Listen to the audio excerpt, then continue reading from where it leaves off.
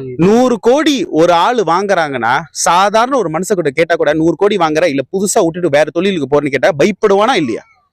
எவனா இருந்தாலும் பயப்படுவான். 100 கோடி இப்ப அவர் நினைச்சிருந்தாங்க ஒரு 5-6 படம் நல்லா சம்பாரிச்சுட்டு இப்ப பீக்ல இருக்காரு. ஆனா விட்டுட்டு மக்களுக்காக இறங்கி வரான்னா மக்களாகி நீங்க தான் கை கொடுக்கணும். நீங்க தான் கை கொடுக்கணும், அவங்களுக்கு ஓட் பண்ணணும். எங்களால முடியாது. எங்களுக்கே தெரியுது, நாங்க மலேசியால இருக்கோம், எங்களுக்கே தெரியுது தளபதி எவ்வளவு இறங்கி செய்யறாருன்னு. ஒரு வாட்டி வாய்ப்பு கொடுத்து பாருங்களேன் தளபதிக்கு. மேபி ஒரு மாற்றம் தெரியலாம்.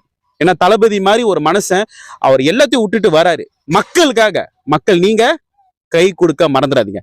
யோசிச்சு சிந்திச்சு ஒரு ஆள் காசு கொடுக்கறாங்க இது பண்றாங்கன்னு ஓட்டு போடாதீங்க. ஓட்டுக்காக என்னைக்குமே காசு வாங்காதீங்க.